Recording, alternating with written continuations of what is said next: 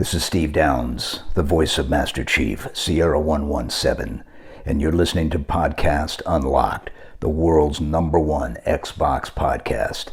Now, finish this fight.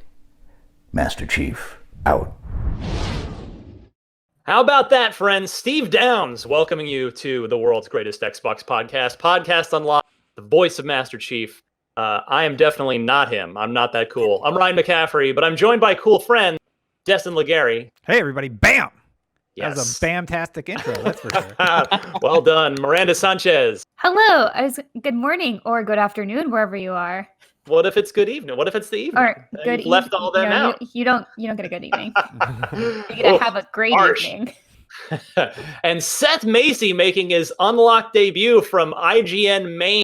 That is, man, I'm such an honor to finally be here. Yay. Yeah, you've completed your bingo card. Yep. You get a free sandwich now from San Francisco. Yep. That's right.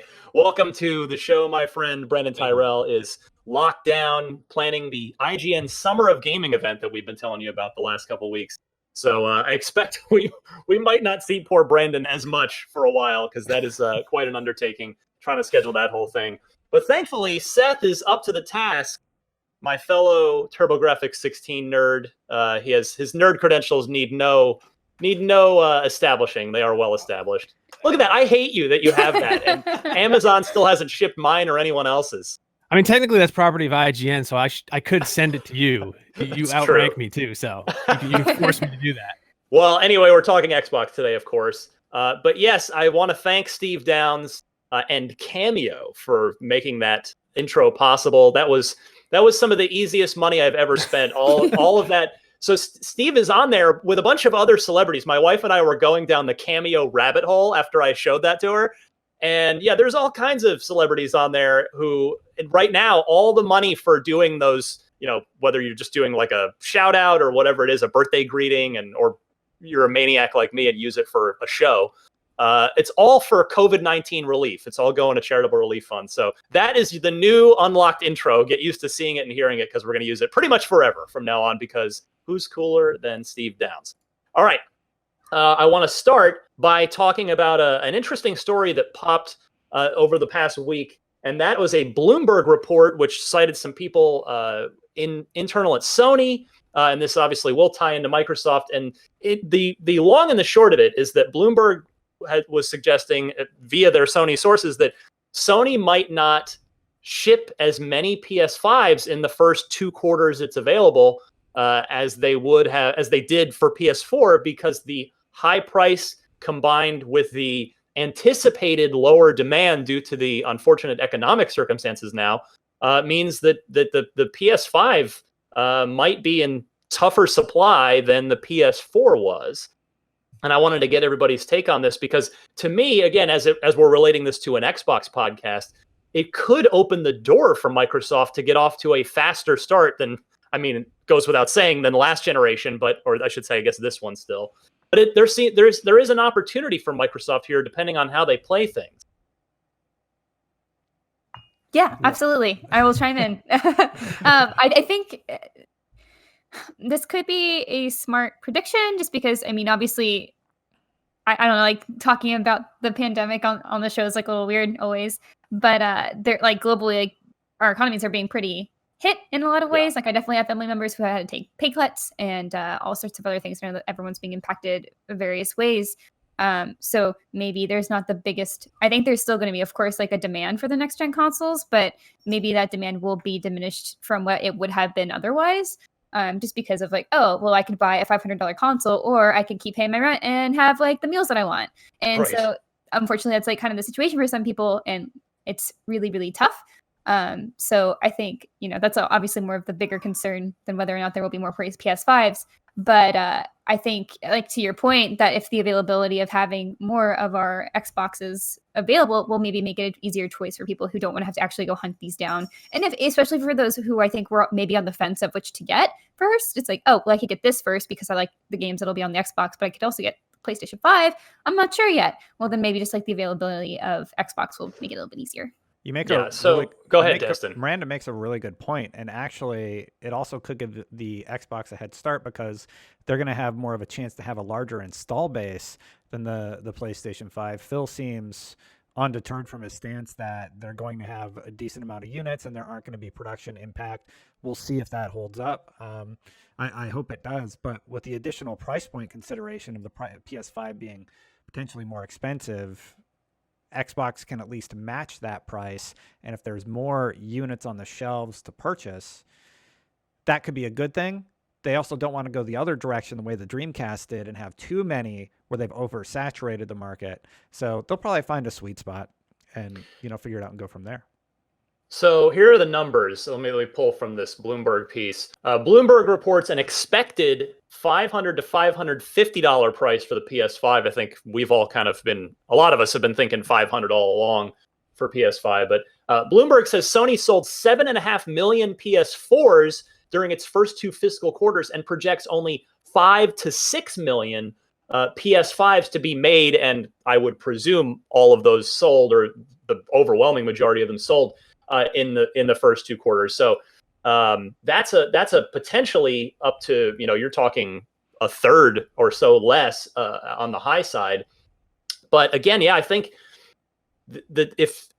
what's interesting about this is that Bloomberg talks about the production capacity for Sony not being the issue. It's not we can't ramp up the manufacturing facilities due to the pandemic. It's the anticipated demand, not the supply. So presumably that also means Microsoft's supply situation will be fine, and they won't have a production issue.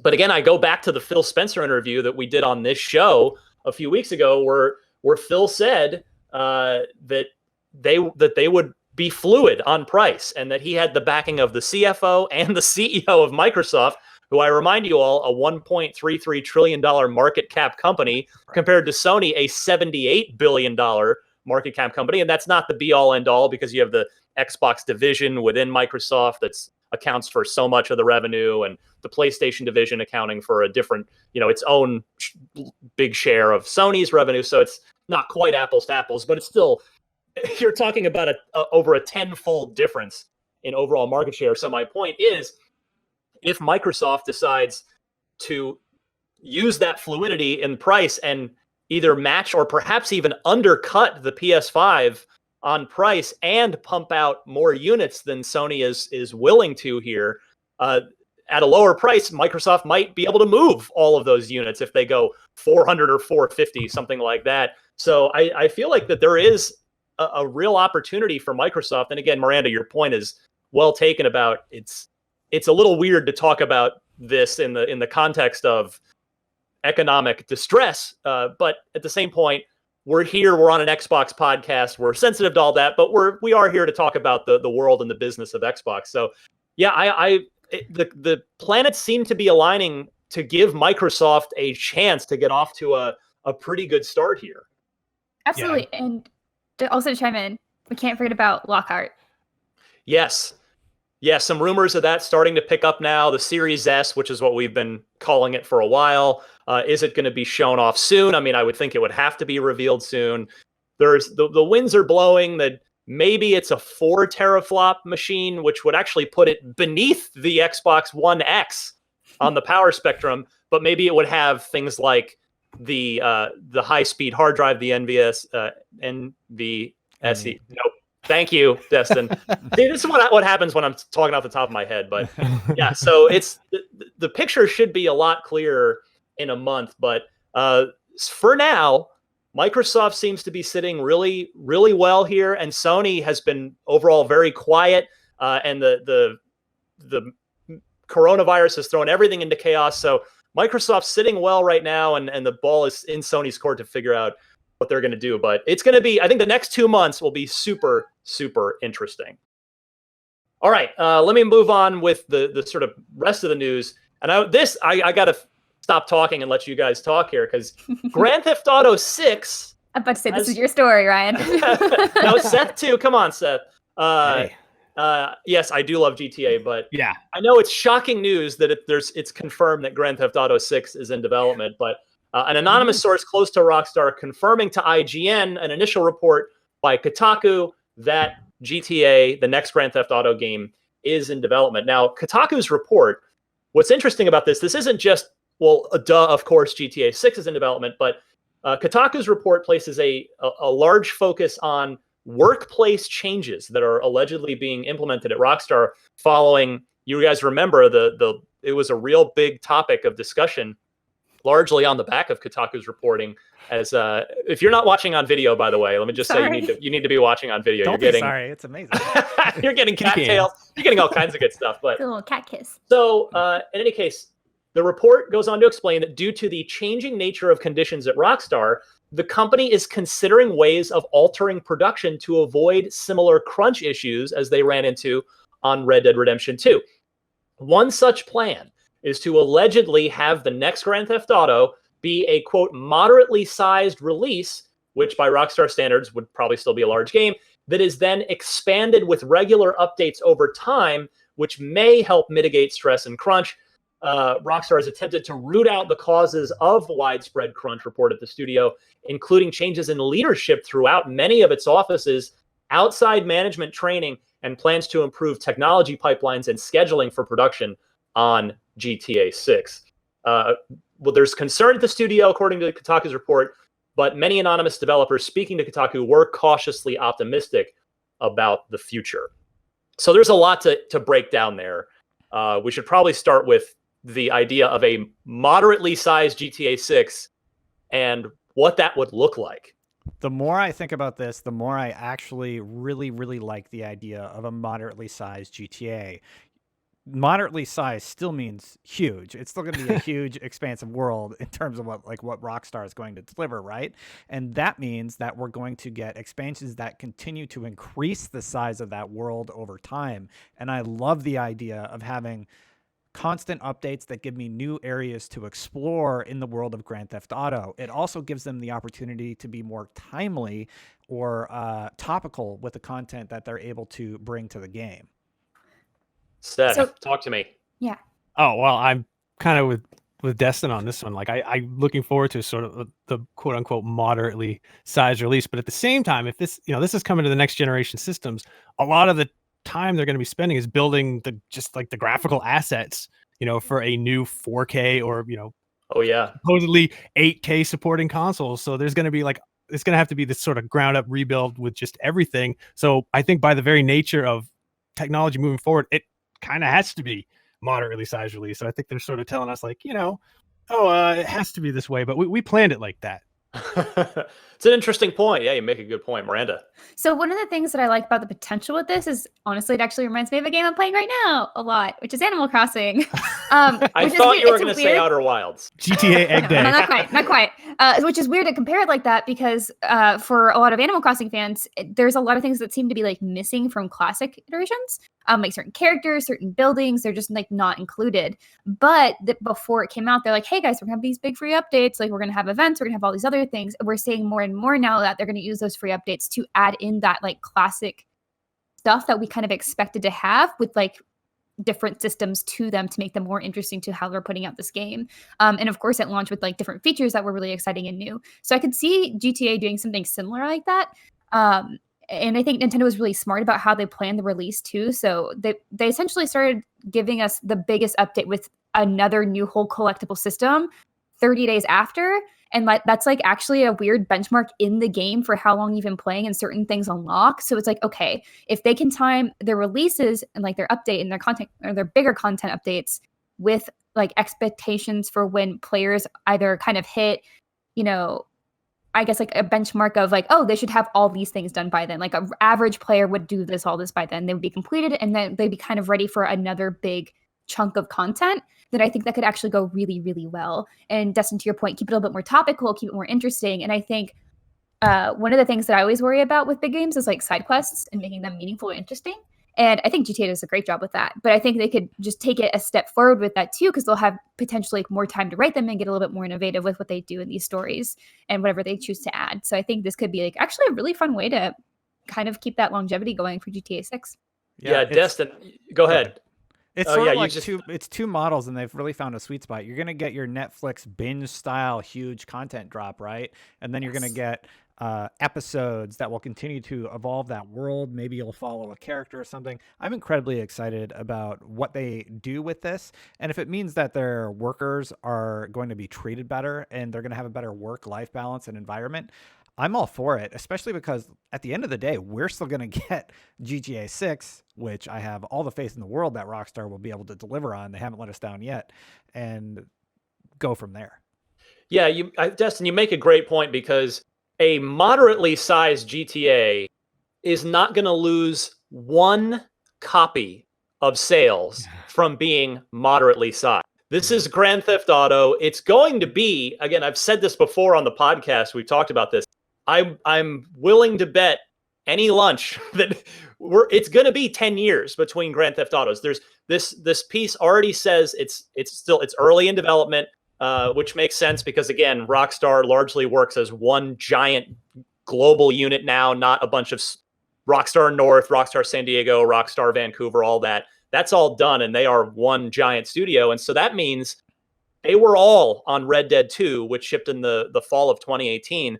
So they're collectively roughly a year and some change into GTA, which isn't that long considering that GTA 5 took, I think 5 or 6 years of development. I think we're probably, again, it's going to be fall 2023. I think it's 3 years at the earliest for the next GTA, which would, again, put it 10 years after 5. But yeah, Destin, what you're talking about with, sorry, Miranda, what you're talking about with the staying topical, I think is a great point, because that series has one of the many parts about it that are brilliant to me is how it's such a satire of that moment in time when it comes out. GTA 4 in Liberty City 2008 was sort of the initial rise of social media, as a good example, and a lot of and they had internet cafes still, and including in the game. And so, yeah, the idea, they're already kind of working that way now and have been for 5 years because of, 6-7 years with GTA Online, where it's just a constant iterative improvement, and they've added more stuff. But so just naturally extending that to the single player side of things could make a lot of sense. All I was going to say is, like, wait, 10 years? Oh my gosh. I know, right? Just because, I don't know, like, GTA 5 in particular has always felt like it's still living pretty healthy life. It's Yes. just still Oh, yeah. going. Like, that community's still bustling. There's always something interesting going on. And like, hearing it's like, oh, it's almost been 10 years. It's like, excuse you? Yeah, Oh, it's it was still in like it the was top it 10. was the number. Yeah, thank you, Seth. That's exactly what I was going to say. It's like every month it's in the top 10 releases in the NPD numbers, and like some months it'll be the top selling game of the month. Yeah, a 6.5-year-old game, and just the NPDs just came out. I think it was yesterday for March, and it was. I don't have it in front of me, unfortunately, but I believe it was the 4th or 5th best-selling game. Yeah, it's unbelievable. It's of March well over 100 2020. million. Yeah. Oh yeah, Crazy. it's just I've been so tempted to go back to it too, but I Me managed to too. find myself.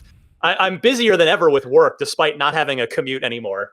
Somehow things are still crazy busy, but yeah, it's just incredible to see the success of that game. But GTA 6, yeah, like I said, it's going to be a cultural event whenever it comes out, even if it's moderately sized. And gamers now are used to that steady drip of content from all their favorite games. So GTA has to evolve with the times on that as well. And if it, as you guys said, if it makes for a better work-life balance for the global staff, all the better. Next this week, I think I don't know if we're able to put it up now so you guys can see it, or if it'll just go up in post for mainly our audience to see it. But the Xbox Series X logo has seemingly been revealed via a patent discovery. I'm going to assume that we're seeing it now because we're not literally seeing it live, but yay, post-production.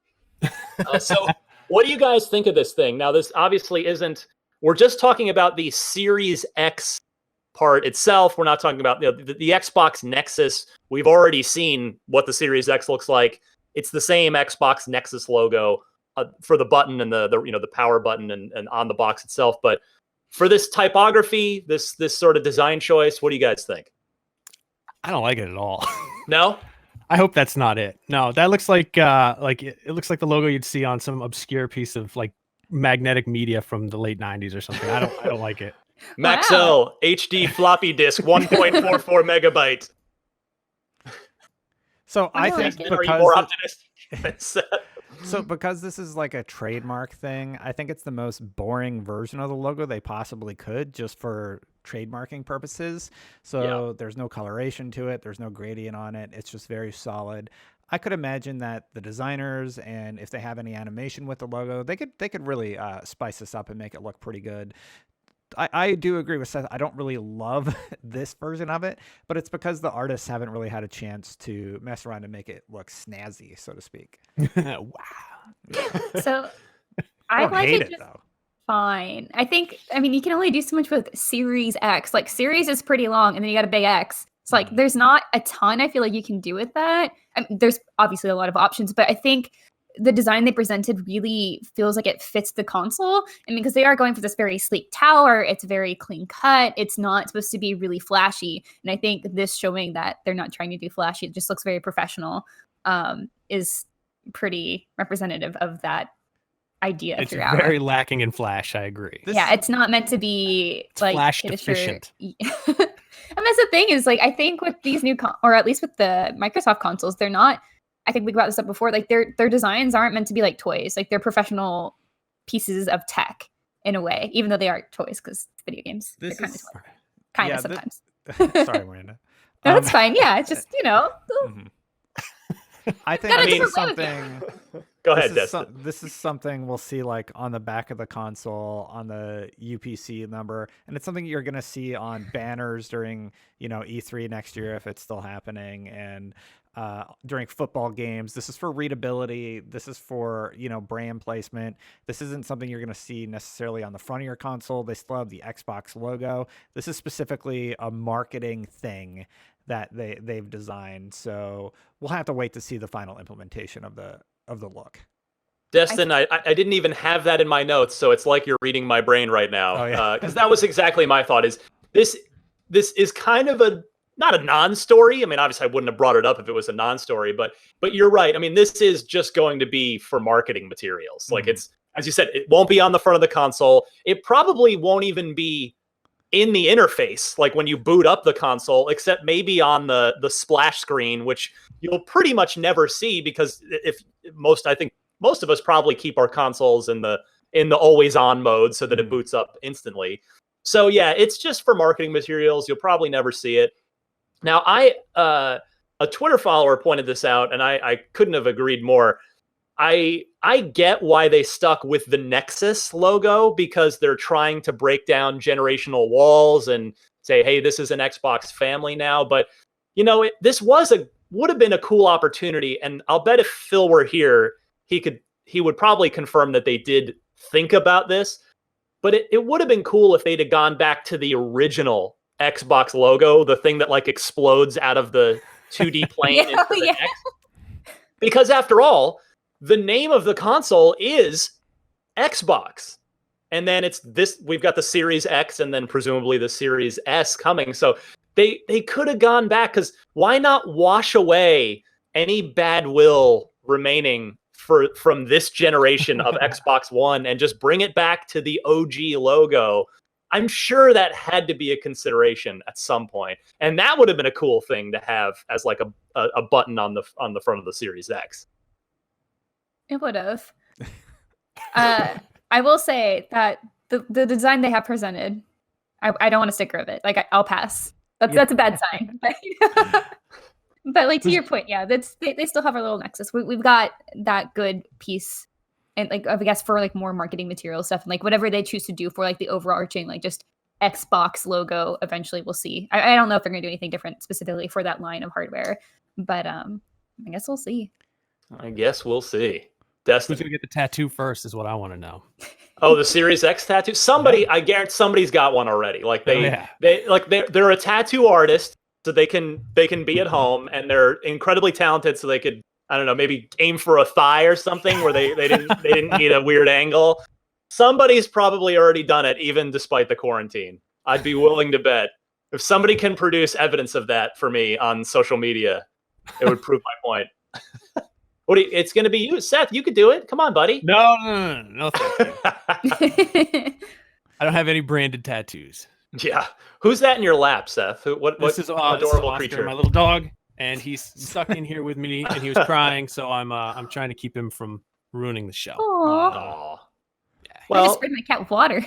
That works great. Different parenting styles. cats versus dogs in a nutshell, right there. So yeah, we'll see. We'll see if the final Series X typeface / logo ends up any different from what's unearthed in that patent. Next, so this one's a little out of left field, and I have to say, I mean, I know a lot of people are happy about this. I'm not going to rain on anybody's I'm joy. happy about this. Good. We'll talk about it in a second. I just want to say, I'm getting personally dangerously close to being very fed up with remasters in general, because they are like starting. We talked about this 1 or 2 shows ago, that it's the beginning of the generation, and now like we are seeing a huge uptick of these here at the end of the generation. And this one though is at least going to make a lot of people happy, because this game's been gone for a while. Destin Crisis Remastered. Yeah. The original Crisis. So can it run Crisis? Yes, your console can run Crisis. Yeah. Now that we're in 2020, it's being co-developed by Saber Interactive, who are no stranger to the remaster game. They did Halo Anniversary for Microsoft and 343.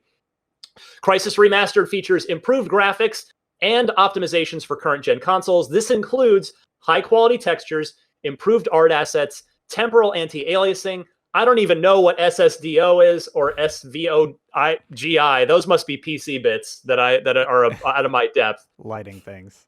Yeah, depth of field, new light settings, motion blur, particle effects, and there will even be software-based ray tracing. I'm guessing that's not on, because an Xbox One can't do that. Neither can a PS4. But in any case, because it's coming to everything: PS4, Xbox One, PC, and Switch. There's even Crisis on the Switch. Yeah. Okay. So there you go. But yeah, so Destin, sorry. Okay. you're excited about this. I am really excited about this. I actually just started playing through the original Crisis again on my PC. We posted 21 minutes of the original Crisis from 2007 on youtube.com/IGN, and it holds up. It still looks so good. There's a lot of stuff you have to do to sort of like get the game running right now. I'm really, really excited for this remaster. One of the main problems with the original game is it was built for one processor, so you only use one of your processor cores on PC when you run it, and that's why it still runs like crap. Digital Foundry has a fantastic breakdown about the original Crisis, but just moving this game to the Crisis 3 engine, or the newest engine that is utilized, it's going to take it above and beyond where that original looked. Some of the stuff that I hope that they improve, I hope they improve how the vehicles look, because like the opening cutscene has an airplane that sort of flies in, and you can kind of tell they didn't spend as much time on that, but they spent a lot of time on a lot of the main characters who wear the suits and their face models, and they're just showing off in that trailer, and I am absolutely impressed by how good it still looks in 2020. There's games that just never quite got there the way Crisis did, and I'm very, very excited for this remaster personally. I'm not done talking about Crisis yet. Let's continue the Crisis conversation, because I do think there's a lot here. Because the next point I wanted to bring up, and I'm curious what you guys think of this, is, I mean, I get it from a business perspective. You want to put this out on platforms that have, in the Xbox's case, the Switch's case, you're 50 million plus, and the PS4 100 million. But this is a game it's a beloved game on its own merits for the gameplay. But to Destin's point, it was this unicorn of a technical achievement of a game in its time. And it's like, I would be more excited about this if it were a Series X like launch game or early window game, where it could use hardware ray tracing, pardon me. It could use the instant, it could use the hard drive, the fast hard drive. It could use the full 12 teraflop experience, basically. Like, let's see, like we've already skipped a couple of generations since Crisis. Like, what's one more? Let's make this game, if we're going to do a remaster, air this thing out. Let's see it on the 12 teraflop box. So I think that's where I'm a little, I guess, just disappointed. Now, I'm not saying this isn't going to be cool and it's not going to look great and be fun again, but we're this close to the Series X. It's just like, oh, come on, wait a little longer, and let's get a Series X version. Now, hopefully there'll be an update, a smart delivery update, but still, I'm a little bummed. I hate to rain on anybody's parade here. So the opening mission takes place on August 7th, I believe, 2020. So it would be amazing if that was the release date. A lot of our commenters on the YouTube video kept pointing that out. So I think that would just be like a really, really fun nod that they could sort of have to themselves. But yeah, Ryan, I'm sure it'll come out. Like if it works on the Xbox One, it'll work on all Xbox family of devices, right? So it's not there. This game also... Well, but taking full advantage, I'm saying. That's what I want. Yeah, well... Yeah, it probably will. I don't know how that stuff works. I assume that's engine based. Like if it has more power to take advantage of, I think it will. Right. This originally came out on PC, PS3, and Xbox 360. I just brought up the Wikipedia. Well, it originally came out on PC. I believe the console ports were later. Yeah. I think. Yeah. Mhm. I think it makes a lot of sense. I agree with you that they should have just waited just a little bit, because this was like such a famous game as far as showing off what your PC could do at the time. I think that's what most people know it for too. It's like, Yeah. oh, that's how you test if your PC, like you test certain things on your PC, right? That's how you knew if it was a real beast. Yes. Yeah. The funny thing, the really funny thing is, the reason that it runs like crap is because the game's not optimized. It's nothing to do with like how powerful your PC is. It was just optimized for crap. They were Tell 'em this. well, I mean, like they were building for the tech at the time, so they could only like take advantage of certain type of CPUs, and that was more of the challenge for how your PC can run it, because modern PCs still have trouble running it. And I believe it was built for 30 frames. Don't quote me on that, but you can get it up to 60. Their intro cutscenes were also rendered at a very low quality, which is just kind of goes against the whole the whole history of the product. Looks like the PS3 and 360 versions came out in 2012. Yeah, At least sounds right. That's when. So it came out on PC in 2007. Then 2012, PS3 and 360 had their versions. And then I remember. So what I remember about this series is it was a franchise. EA got involved with it and published 2 and 3, if memory serves. You probably have it in front of you there, Des. There was also Warhead. Yeah. Yeah. Warhead was 2008. Right. That was before EA got involved. Yeah. Crysis 2. If I think I'm remembering, almost positive it's 2. Mm-hmm. Do you guys remember the very brief 3D era, the 3D glasses era of not only movies at home but video games as well? Oh, yeah. And I actually forgot all about that. Yeah, Arkham City had a 3D, which was actually pretty cool looking, because it was the TV before this ability, and I think it must have come with the glasses because I had them. But Crysis 2 on console on the 360 had 3D support, and it was actually pretty neat. Like it added a neat kind of depth of field with your gun and the first person view and some of the building stuff. But it's funny that's my distinct memory of the sequels, because then Crysis 3, I remember, I feel like it kind of came and went with not that it was a bad game, but it just kind of didn't really stand out. It seemed to come and go without a ton of fanfare. And it just seemed like another game, another franchise that EA kind of just wasn't able to successfully really have blossom into a franchise. I mean, you could even argue Dead Space, like the original so beloved, even 2, but then like 3 kind of feel like seemed tailed off, and then of course we never got another Dead Space again. But yeah, I don't know if you guys even have memories of the sequels, or if pretty much everybody's love is for the original. Well, I was the lead on Crysis 3. I think I don't know if I was on wikis, but I know I did the in 5 minutes for the Crysis story. The story is very bad. Oh no. I'm playing through 1 again right now. I'm about halfway through 1, and I'm like, oh yeah, the aliens show up, and then you have to fight the aliens, and then like the world gets destroyed, and you have the cure in your bloodstream, and it kind of like jumps the shark. 3 really focused on stealth, and you had this cool bow mechanic that was introduced. That was when bows were all the rage. Yes, and, I remember. Yeah, so Three was still good. It ran much better than 1 and 2. We also built a PC. Please don't Google that video. We got so much shit for that video because like we didn't wear wrist straps and we didn't put up the thermal paste. I used that PC for 7 years until I parted it out to build a more powerful PC at IGN. But yeah. Wrist straps. Psh. Yeah, it's just like if you just touch the case, you're fine. Yeah, just touch the grounding. You're fine. Yeah, I've never exactly. worn wrist straps while building PC. So I'm also- anyway, Don't listen to me. yeah, I did a ton of work with the Crysis franchise and for IGN specifically, and yeah, I like the Crysis games. I think it's going to be cool to have one come back and be optimized for modern hardware. I can't wait to see how they improve it from where it already is because it still looks gorgeous today. Check out the first 21 minutes on IGN if you haven't yet to kind of like take a trip down memory lane. It's neat.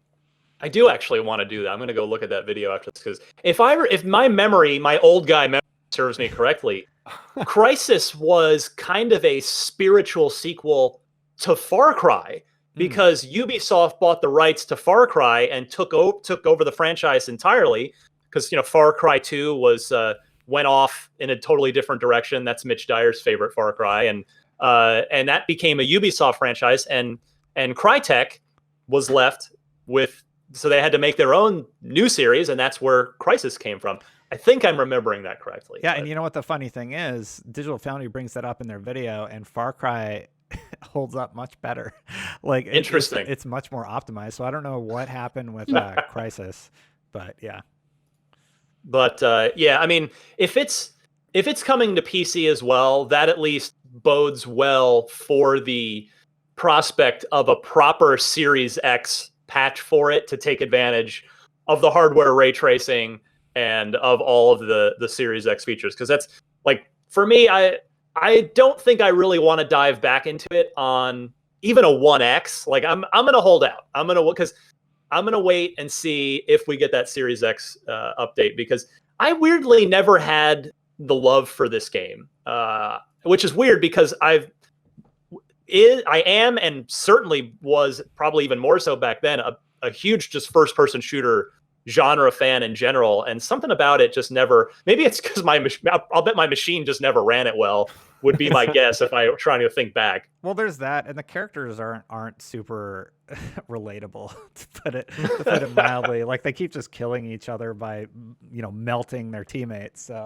So there's that, and the plot just kind of is all over the place with the aliens. It's hard to grasp on. Play through that first mission though. That first mission really shines on the tech front and what that engine was capable of. Sweet. Well, glad you put that video together. Excellent.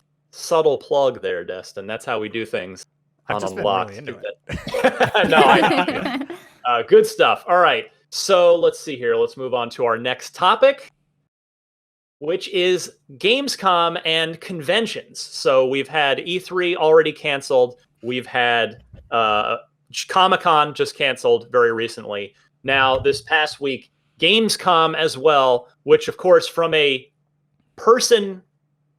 head count perspective, absolutely dwarfs E3. Just makes it look like a play date compared to E3, compared to Gamescom, which is 400,000 people. We've all been there. It is quite the spectacle. Seth is nodding negatively, but that's okay. You have survived.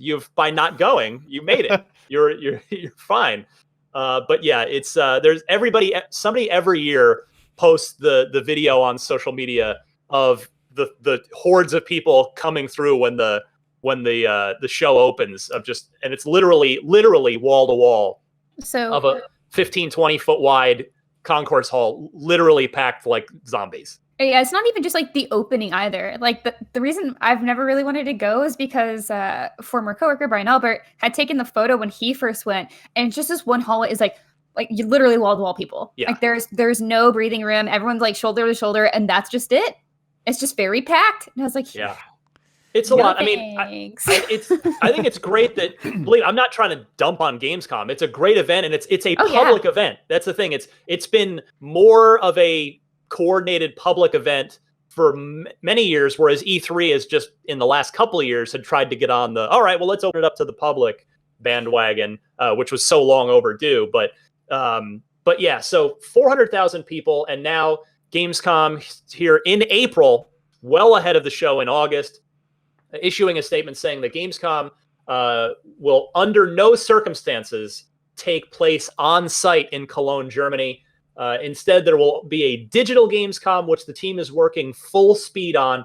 Tickets purchased for the physical event will be refunded in the coming weeks, which, I mean, it just, of course, you can't have, there's no way you could, at this stage, say we can have 400,000 people in a convention center.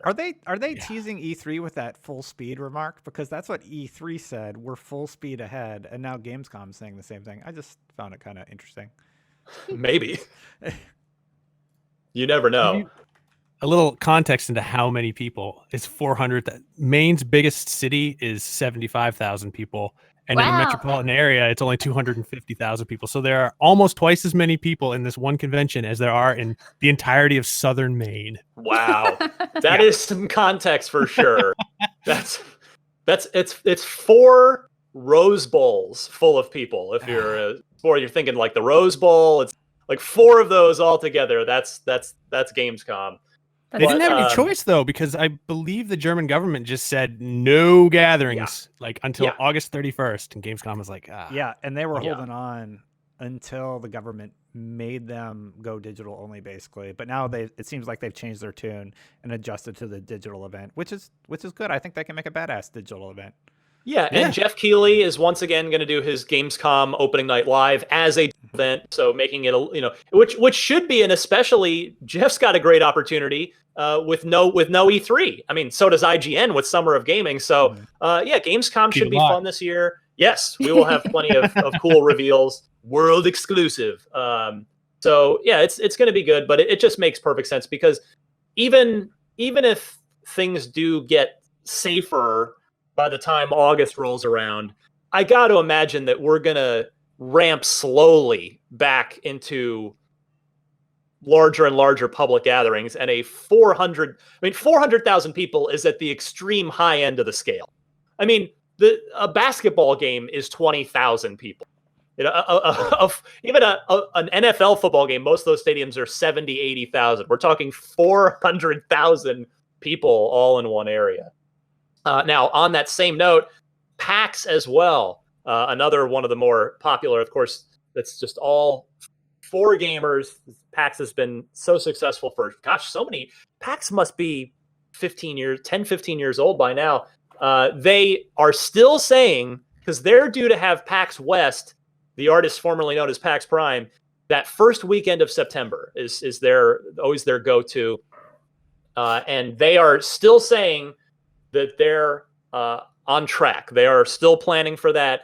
I would, again, with my gambling addiction, I would be willing to bet any meal there's no way that PAX West happens. And I don't say that maliciously. I think this is going to have to be a gradual ramp back to public gatherings. And I just can't see any convention happening anytime soon, even in September. I mean, early September is only like 2 or 3 weeks after Gamescom, so it's not a lot of a difference there.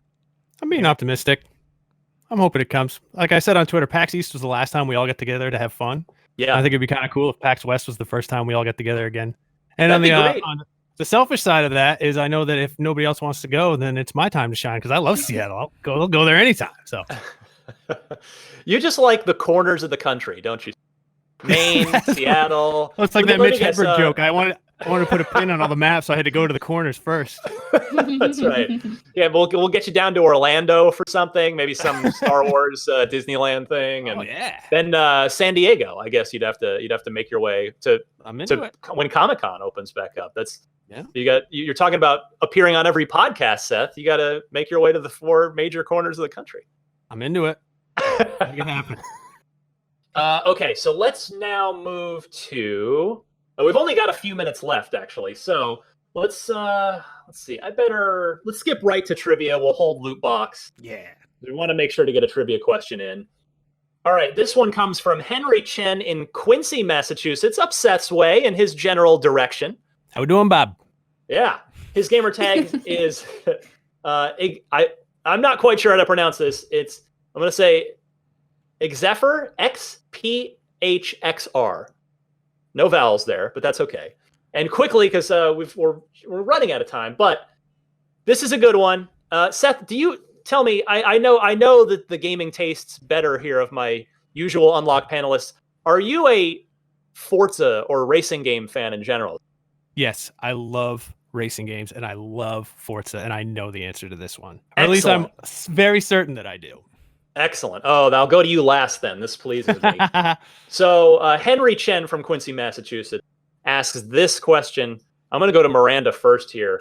Forza Horizon, the original Forza Horizon, released on October 23rd, 2013. So that's coming up on its 7th anniversary. What car was on the cover of the first Forza Horizon? Miranda Sanchez, was it the Lamborghini Aventador, the Ferrari SP30 Aria, the SRT Viper, or the Chevrolet Corvette?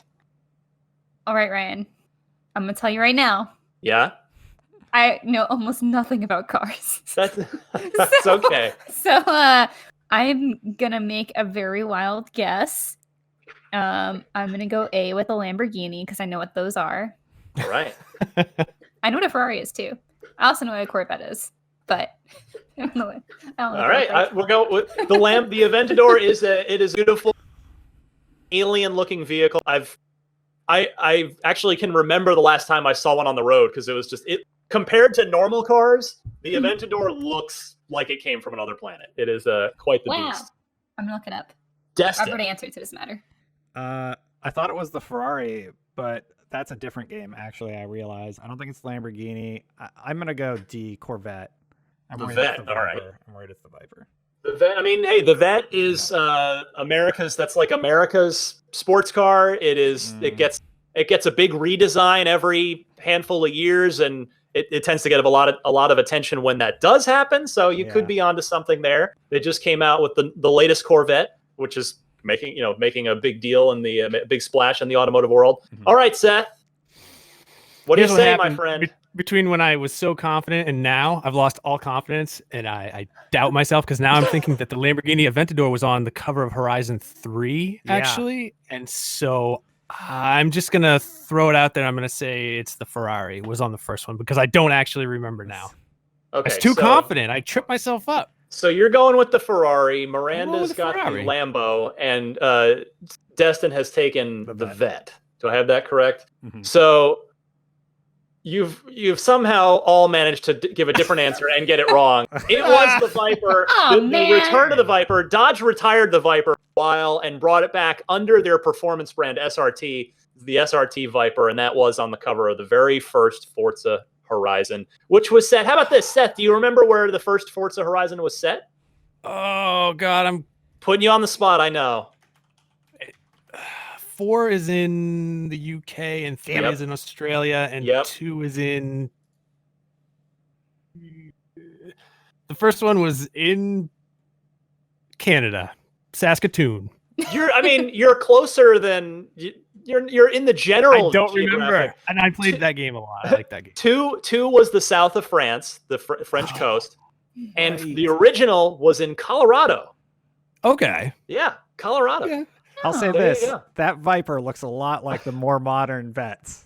You guys, look at this cool Lamborghini I found. I actually don't know if you can see it well. It's like a rainbow chrome one. I was like, wow. The mother of pearl, 2 was the Lambo. Yes. Oh, okay. So look at the Tron one. It's really cool. Anyway, sorry. I went down a rabbit hole of like cool cars, and I'm like, wow. If listeners out there have an Unlock Block trivia question, please send it in. I could always use more good trivia questions to try and stump the panel, as Henry Chen successfully did. So send your trivia questions to unlocked@ign.com. Give me 4 multiple choice answers. Note the correct one in your email, and we'll play again next week. And with that, I want to thank the panel.